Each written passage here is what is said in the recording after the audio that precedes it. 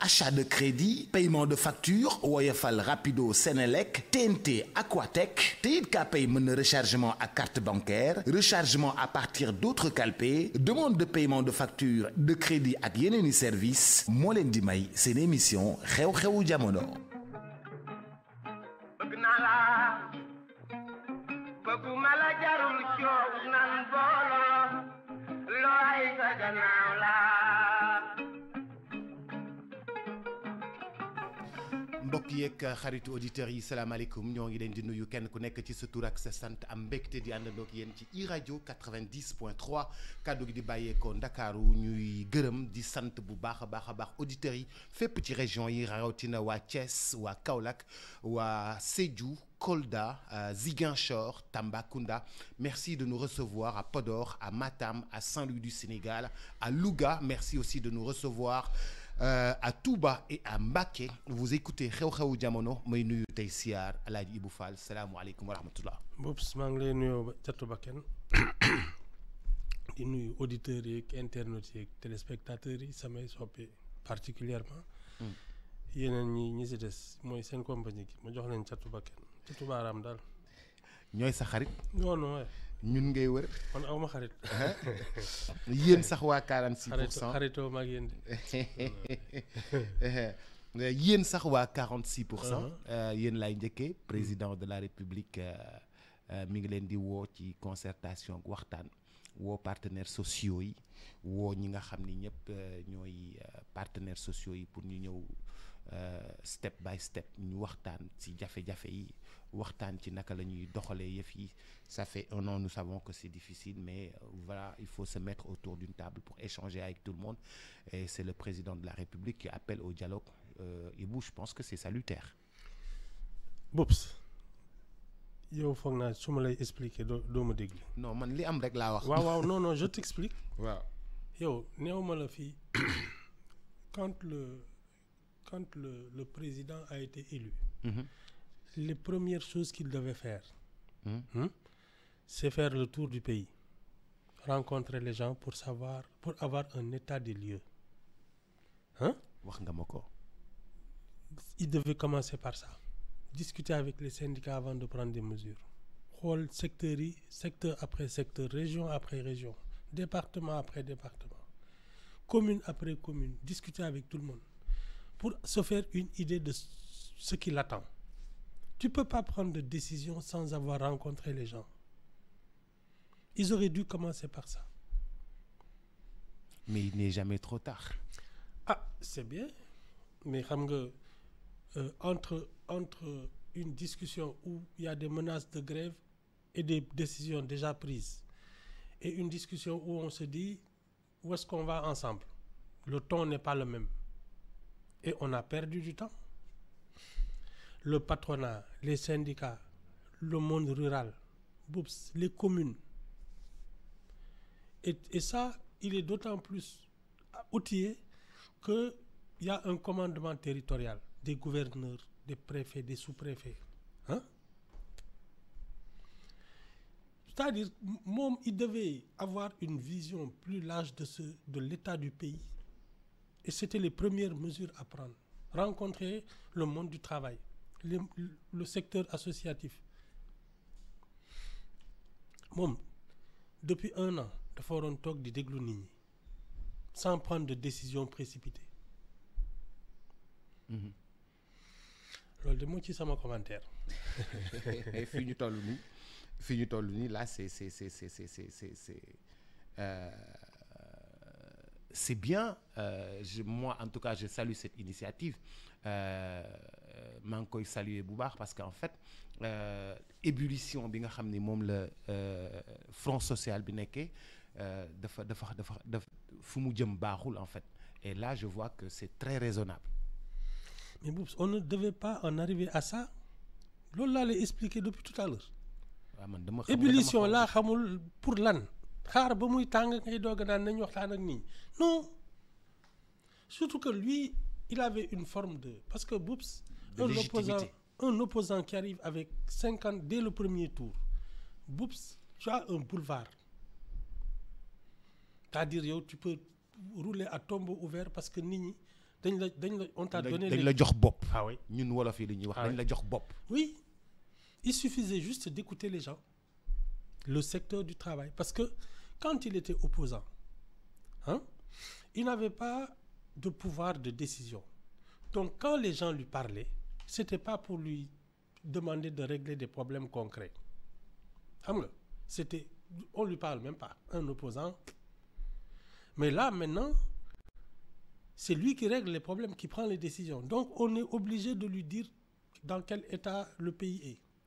Mais tu peux pas venir, n'avoir pas rencontré tout le monde et avoir des déclarations en disant que le pays est en ruine, on va faire ceci, on va faire cela. Non. Il devait commencer par ça, écouter les gens. Et dans cette écoute-là, est-ce que ça va finir par vraiment que les gens se rapprochent, parce qu'en fait... Ça dépend... ça dépend de l'état d'esprit de chacun. Xam nga une discussion où les gens viennent avec le couteau entre les dents. C'est pas sûr que loolu leen mën a wax, parce que c'est pas ce que tu dis qui va importer, mais qui le dit et sur quel ton. Oui, c'est moi qui vais décider de faire ceci, cela. Gars yi dañ leen di def waaye yow on va en grève. Si tu leur parles comme quelqu'un qui collabore, qui coopère, vraiment, qu'est-ce qu'on peut faire pour régler les problèmes? Loolu c'est un autre ton. Mais j'ai décidé que nii lay demee gars yi ne la duñ ko def. Tout dépend de la manière d'aborder les problèmes. Et moi, je te dis, il fallait commencer par écouter les gens. Ah, on va voir ce que ça va donner. Les premiers temps ont été très menaçants. Ah, là ngay expliquer nii. Donc dañuy def marche arrière. Ah, ñoo xam de. ñoo xam daal en tout cas bi ñu fiy doog a yegg si. dañuy naan ils ont pris des décisions naan way ku fi mi machin ak yooyu dañuy dégager ñuy def li arrêter les chantiers ak di tëb di dal. Voilà. Ils n'ont qu'à continuer sur ce ton. ba xam. Non, Ibou, on a changé. On a dit qu'on va écouter tout le monde. Non. On va s'entretenir. Ndeysaan. On va s'entretenir avec les partenaires sociaux et sans exception. Alors, donc oui. c'est vraiment mën nañ cee yaakaar parce que en fait le monde du ñi ñu gën a yërëm mooy bâtiment, ñu gën a yërëm mooy jàngalekat yi ak secteur santé. Et puis duñu taxaw sax ci secteur santé parce que maa ngi lay partager nit yi ni ñu sonnee ci santé ñëw indi seeni doom ñu ne duñu leen toppatoo, dañoo nekk en grève. C'est des questions de vie ou de mort. nga sa doom feebar wala sa yaay feebar, sa papa feebar, nga yóbbu ko hôpital ñu ne la duñ ko laal, dañoo nekk en grève. On n'aurait pas dû en arriver au point où les gens menacent de grève générale, parce que grève générale la ñu wax. Les centrales syndicales là, elles ont menacé de grève générale, c'est-à-dire courant coupé, ndox amul, téléphone y en a pas, amale ma lo doo faju, doo jàngi, doo def dara. C'est ça qui a été la menace. C'est pour te dire que quand tu arrives au pouvoir, tu penses que tu peux tout. Ça ne marche pas comme ça, Boubs. Nous sommes en démocratie. Le ton autoritaire là, ak kii naan oui, nous on va régler les problèmes parce que sénégalais yi dañ leen ci bàyyoon. Mango. C'est pas parce que c'est que les gens ont menacé de grève générale. Grève générale nag, Boubs, transport du am dara, courant day coupé, ndox du am, téléphone dara. Si ku ko fi def ñu réquisitionné la dañ lay réquisitionné nga ñëw taal suñu courant. Taal su loolu tu crois que un état peut supporter ça, surtout nous dans notre couper suñu courant di nga xam Ibou. Ah baax na. Xam nga defoon ngeen ko Abdou Diouf. Ah non. ñoom ma dem ba soog defoon nañ ko Abdou Diouf. Je te dis. Abdou Diouf dem Mauritanie ñu couper courant bi kii nii di. Je te dis. Gis nga Boubs. Abdou Diouf ñëwee dalee na kii de. Boubs. Il faut pas s'amuser avec ces choses-là. Moi, je pense que gouverner dans une république, dans une démocratie, c'est d'abord discuter avec les gens avant de décider. Xam nga lu tax? Parce que da nga naxanteeg nit ñi ba ñu fal la. Xam nga c'est pas des gens qui arrivent par la force jël seen ay parachute ne cëpp te dëkk bi dinañ ko régler.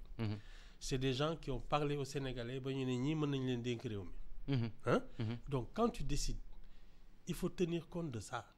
Il y a des pays où tu peux décider sans demander parce que kenn du yëngatu. C'est pas notre cas. C'est la différence. Nee naa la nous ne sommes pas un pays africain.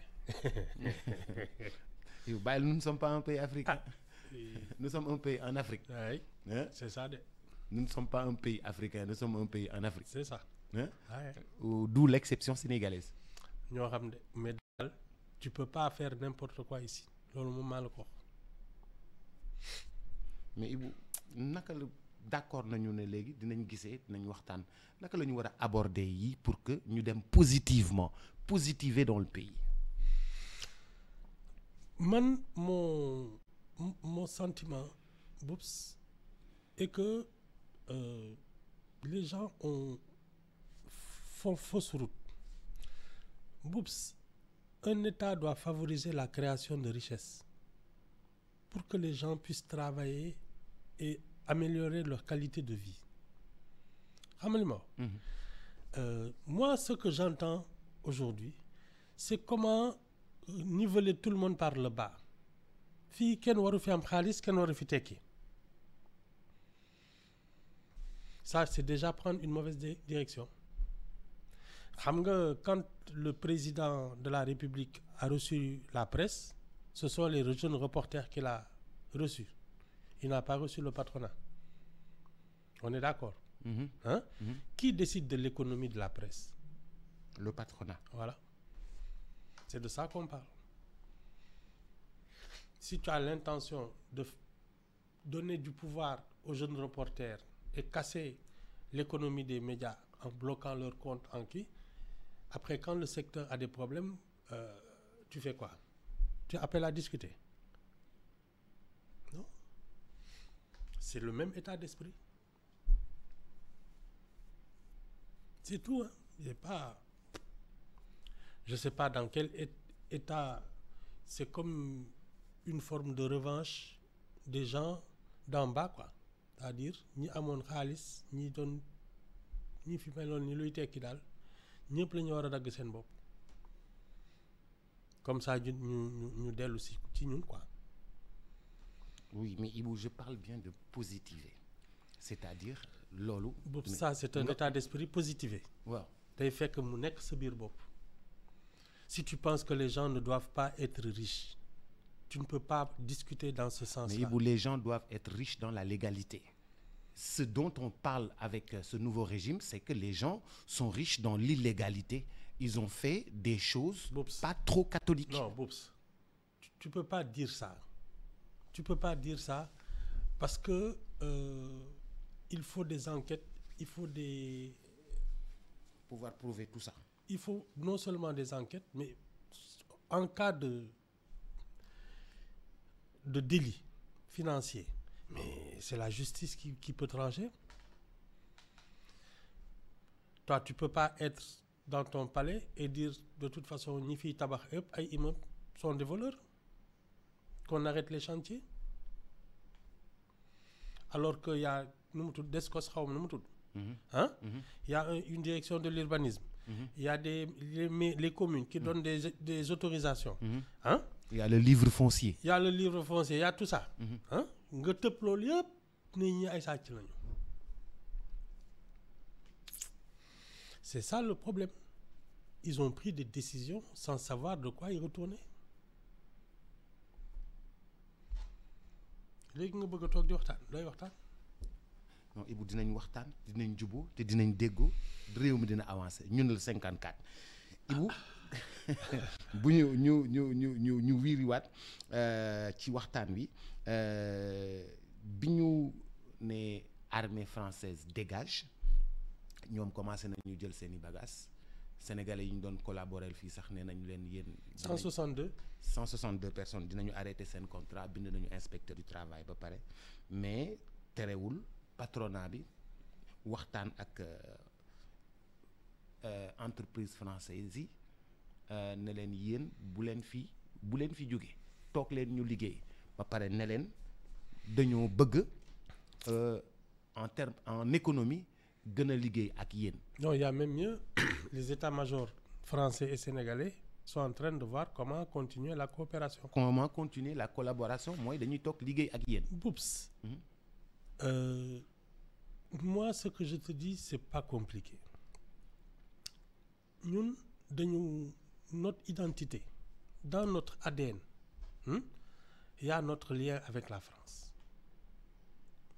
Ombilical. Wow. Nous avons un lien très fort avec la France. Il ne faut pas développer de complexe d'infériorité. La République du Sénégal doit même son nom à l'appellation française, les comptoirs du Sénégal. Ensuite, la colonie du Sénégal, qui est devenue une république. C'est quoi le problème? Toi, tu te dis, oui, man, souverain, on n'a qu'à virer l'armée française. Tu n'es même pas fichu de construire, de fabriquer un pistolet. Tu fais quoi? Tu vas changer de colonisateur. Parce que si tu le prends comme ça, tu n'es pas fichu de fabriquer une balle de pistolet, un char, dara. Yëpp da nga ko war a jënd te ñi am na ñoo xam ne duñ la sax lebal ñii dañ lay may di la former di la pousse ngay dem. C'est que c'est le Sénégal qui n'a pas eu, qui ne s'est pas révélé à la hauteur de la coopération. Boups ñun ñoo liggéeyul. Dans la vision tubaab defuñu dara ñun ñoo liggéeyul. Dans la vision dañoo waroon a fekk na heure bi ñun ñuy defaral suñu bopp ay armes. ay train char, ay oto ay yooyu. train ay oto. Mais qu'est-ce qui empêche les Sénégalais de faire de la recherche? Am seen industrie d'armement. Alors, et il faut le faire en coopération avec des gens qui ont déjà cette expérience, ce background. Xam li ma wax. Ñun en plus on a un avantage, c'est que le monde occidental nous fait confiance. Ils se disent ce pays est une démocratie qui va régulièrement aux élections, etc., qui a un État, une administration. C'est pas la jungle. Donc ñun si ñu ne on veut une industrie d'armement, ils vont pas se dire que c'est des dictatures qui vont faire un peu n'importe quoi. Xam li ma la wax. Nos chefs d'État ont toujours été respectés dans le monde. Mais on a manqué d'ambition. C'est tout. Mais c'est la vision de ceux qui sont déjà passés par là qui a fait défaut. C'est voilà. Ah, Ku am problème mu importer ay bateau ceeb taloo defar ay armes aussi. dañu waroon importer ay bateau ceeb la alors. Tu sais, moi l'histoire du riz là, l'importation du riz, ça enrichit beaucoup de monde. C'est pour cela qu'on a maintenu ça. La vérité, c'est que l'argent qu'on a mis dans les importations de riz, si on l'avait investi dans l'agriculture, c'est nous qui exporterions du riz. Mais ça a enrichi beaucoup de monde parce qu'il y avait des autorisations qui te rapportaient entre 300 et 400 millions à chaque autorisation. Gars yi di tànn ñi ñuy defal ay autorisation d'importer. C'est ça le vrai problème. On s'est enrichi sur l'importation de riz au lieu de développer l'agriculture, les rizières. Loolu mooy dëgg. On a de l'espace, on a de l'eau. Oui. Et puis en Casamance déjà, on a cette technique culturelle. On a l'ISRA. Suñ la nee il faut une ceinture de riz au Sénégal. Mais attends. Boups, on peut même exporter. On exporte aussi hein. On exporte mais c'est trop de qualité suñu Non, ceeb bi dafa baax nous- ba ñun duñ ko lekk dañ koy exporter importer bu beneen bi. Non, Suñu- non. Hein, on exporte mais on exporte de suñu ceeb bi dafa baax a baax ba Ñun dañu dañ waroon koy tollu- exporter. toll ci surproduction, c'est-à-dire assurer l'autosuffisance ba pare surplus yi ñu koy exporter. C'était ça l'ambition. Mais ce qui s'est passé, c'est que pendant des décennies, les autorisations de la caisse de péréquation étaient vendues entre 300 et 4000 et 400 millions dans les couloirs de ay Sandiniéry rek yooyu. Ay. C'est pas autre chose. Mais ñun li nga xam ne moom la ñu am ci ressources humaines de qualité.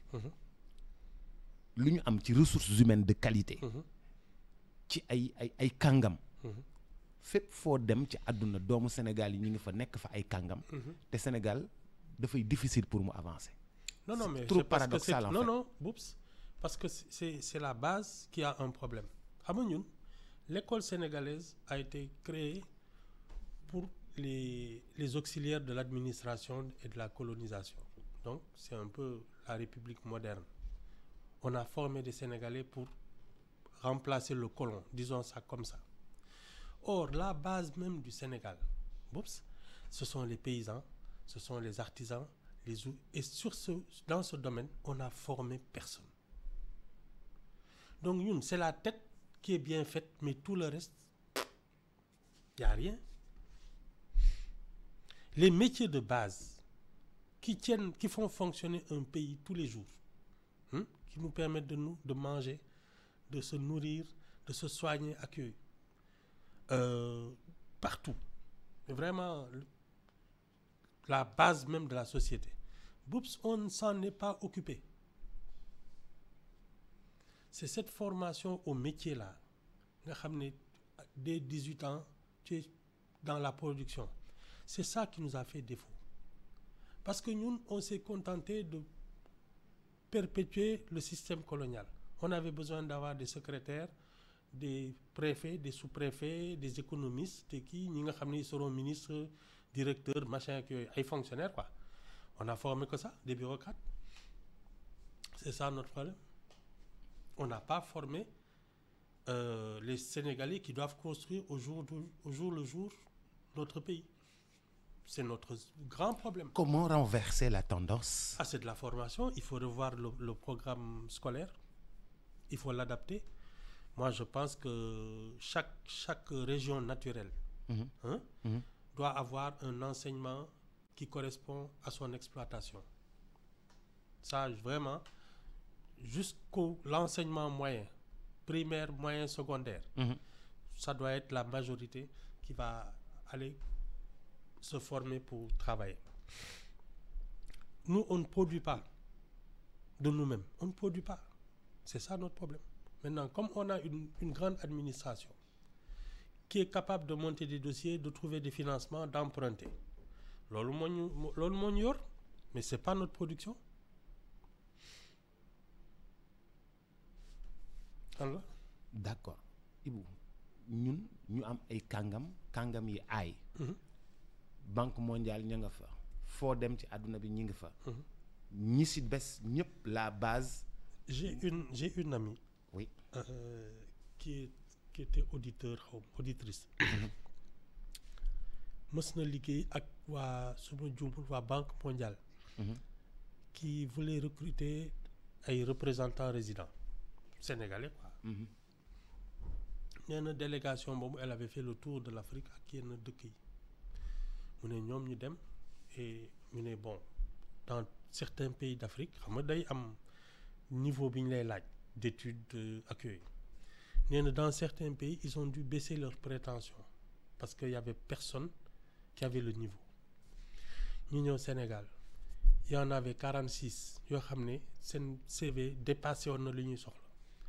Ñom dañu mujj né mais comment un pays, parce que pour eux ce genre de personnes là, c'est un présidentiable. Quelqu'un qui peut gérer les programmes de la Banque mondiale, il peut gérer le pays. Il y en avait 46. Donc des CV yo xamné de loin. Ñu koy expliquer ndaw si ne ko mais comment se fait-il qu'un pays qui a 46 présidentiables soit dans cet état? Ok. Donc je rejoins quelqu'un qui me disait que ay Idrissa Seck ak ay Abdoul Mbaye ak ay yenn ay Amadou Ba ak yooyu c'est du gâchis. Et puis il n'y a pas que. Non, mais je donne juste des exemples. Oui. C'est du vrai gâchis. Oui. Je t'ai cité 3 anciens premiers ministres. Parce que d'abord, le débat public, je le dis, ne doit pas tourner dans le fait divers. Boups, quelles sont les voies de développement? Ni par l'agriculture, ni dans l'industrie, ni dans le commerce, ni dans le tourisme, mais que ce soit le vrai débat. Pas de yo sa tchenga yo de munga. déjà le débat est biaisé moo tax ñu ci bëri ils prennent jamais la parole ça ne les intéresse pas c'est ça. moo tax dañuy écarté wu ci lii parce que Ah, niveau bien sûr. ñoom niveau bi ñu nekk. li ñu mën waxtaanee ni ñu mën ñeneen ñi nekkuñu si. non soo ne guy gi ñu ne Dakar bi tu viens tu sors tu veux parler de l'économie du Sénégal ñu naan la yow nga nam sàcc nga yow d'ailleurs da nga am ñaareel ci bopp koñ bi non mais attends c'est comme ça qu'on va te répondre da ngay nëbb sa ñaareel loolu lañ fa doon wax Amadou Ba ci présidentielle bi waaw ah génnee lañ ko fi benn ñaareel génneel nañ ko fi benn. maa nga waaw je te dis c'est ça le débat da nga am ñaareel daa mbooj naan ko étranger nga. waaw c'est ça la discussion tu veux discuter avec des gens comme ça pour leur dire quoi je préfère dem toog. ah doo bàyyi réew mi noonu. je te dis mais Ibou loolu laa lay wax ni yàq la. non c'est que ce sont les institutions qui ne protègent pas l'élite on a permis à des gens qui n'auraient jamais dû faire de la politique d'en faire ah c'est tout hein. Si tu permets à tout le monde nee naa la bàyyi ñëpp di ubbi ay parti yooyu loolu erreur la. J'aime écouter Idriss Seck. ah du waxkatu caaxaan. J'aime écouter oui. Idriss Seck. il dit pas d'ânerie. Hein? moo et puis la teewul sax balaa muy wax. Mais j'aime l'écouter. ci sumay. il raconte pas d'ânerie moom. Hein? Non. J'aime l'écouter et des fois il a un français assez spécial. ndaanaan waxkat la quoi je veux il dit dire. pas man de. Je pense et c'est la première fois que j'entendais des grappes de convergence. C'était avec lui. Boups. Hein? Il a commis une erreur et même deux à mon sens en 2007 il aurait pu envoyer Wade à la retraite en 2000 bi mu le poste de président du conseil économique social là ça l'a tué complètement il n'aurait jamais dû avec Macky Sall. ah oui moom waruloon nangu Macky Sall di ko yilif ça moom il a perdu parce que son signe distinctif justement c'est que lui c'est un leader et il s'est déshabillé tout seul affaire am la. Mais Ibou c'est quand vous l'écoutez. Non mais bon il y a ce que tu dis et ce que tu fais. En politique les erreurs se payent. Cash. Ah oui il s'est trompé c'est tout léegi nag est-ce qu'il va pouvoir remonter la pente. Est-ce que bëggati na bëggatul de moom fa mu toog maa ngi ca toolam di toppatoo ay toolam ak ay yëfam. Non tu sais ça dépend en politique l'opportunité peut se présenter xam nga dëkk bi moom ni ñu lay falee noonu lañ lay foolee non les gens sont Wade bi muy quand on l'a présenté en 2000 les gens ont dû aller le chercher. mu ne leen ñëw ma. moom daal il hésitait ñoom Landing Savané ak yooyu ñoom ñoo. Amath Dansokho def genre coalition ne ko non ñëwal ñu jiital la. il n'avait même plus les moyens de battre campagne xaalis bu mu campagne sax amu ko. D'où la technique de la marche bleue. ouais yooyu la. D'où l'idée de la marche bleue. Pour te dire te Wade man bi muy doog la première fois qu'il est entré dans le gouvernement en 91 boups ci la Landing Savané waroon am boulevard parce que nit ñi dañ bàyyoon Wade mais y a pas eu quelqu'un d'assez costaud pour prendre la place c'est tout alors il est ressorti gars yi ne moo fi ne mais il avait chuté il a dû remonter la pente pendant longtemps 91 2000. Ah ouais. Et moom li ko may chance c'est que c'est Diouf qui a brisé le parti socialiste parce que il a voulu imposer Tanor alors qu'il y avait des gens qui étaient là avant lui et qui avaient plus d'envergure ñoom Djiboka ñoom Niass ak yooyu ils sont partis avec la majorité. Djiboka jël benn xaaj Moustapha Niass jël benn xaaj. Ouais, et puis benn xaaj ba des. ouais. mu xar ñett. C'est ça. Et même à l'intérieur de son camp là dégg naa bi muy négocier ak Djibo Ka ba naan ko oui tu vas venir prendre kii am na ñoo xam ne ils l'ont sanctionné pour ça ils ont at ci diggante bi ñoom Mbaye Jacques Diop dem ak ay yooyu entre deux tours mais apparemment même le retour de Djibo Ka au parti socialiste gars yi dañ ne kii du fi ñëw dañ ñàkkandoo ñu ñëpp rek. C'est quand même compliqué la politique. du ay caaxaan. C'est une science. ah oui non mais. ba nit ñi dañuy jàngi sax Sciences Po. oui mais xam nga lan moo en fait il y a deux pour man il y a deux niveaux. Il y a les intrigues politiciennes ça c'est des parties d'échec.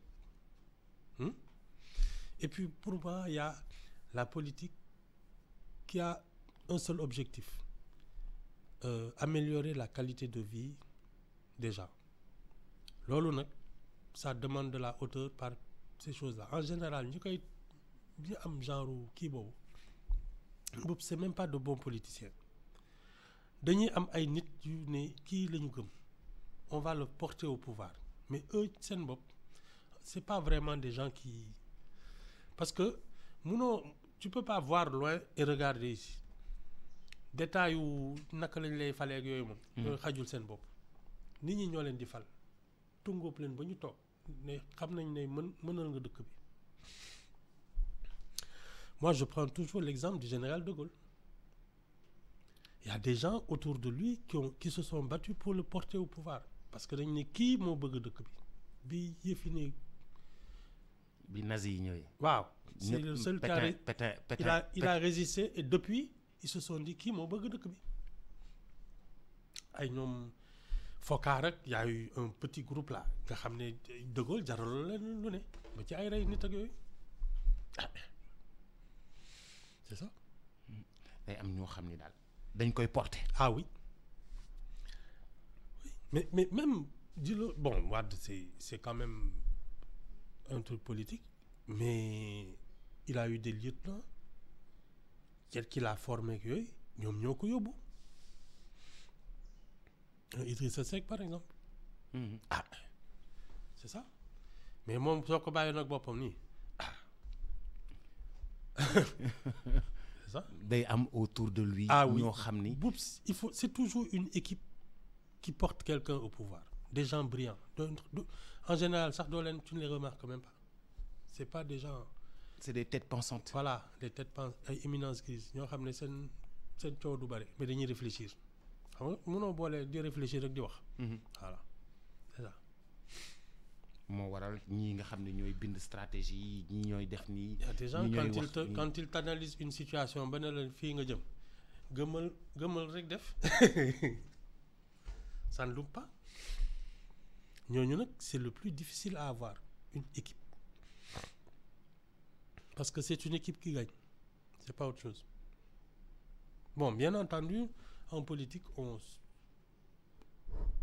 profite des erreurs aussi de l'adversaire.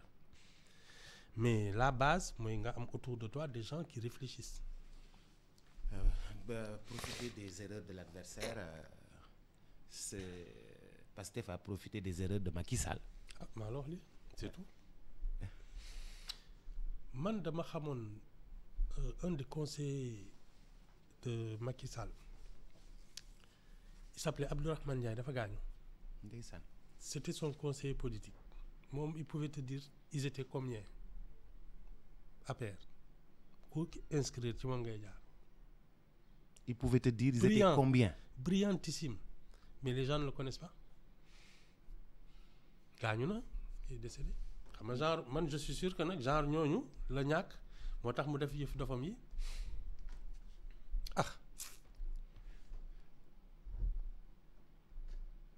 c'est bien. non Boups, il y a des gens qui réfléchissent pour les chefs. Quand tu les perds, tu sors da ngay def sortie de route.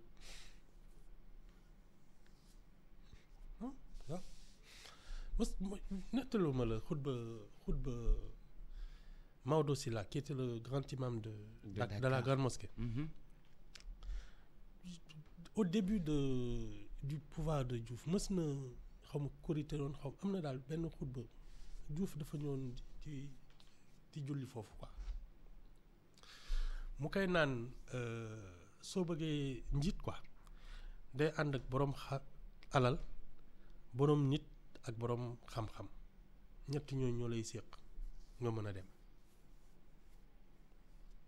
c'est ça yow en général tu es juste le symbole xam nga. borom xam-xam yi nekk sa wet. waaw borom teraanga yi parce que tu peux pas di am ay problème facture courant ba pare naa da ngay jiite nit ñi ak borom mbooloo am na ñoo xam ne suñu ànd ak yow ñëppay fàq wut si la. borom mi mbooloo c'était les Débou de Dakar. ah par exemple. ah oui Lébu Ndakaaru yi.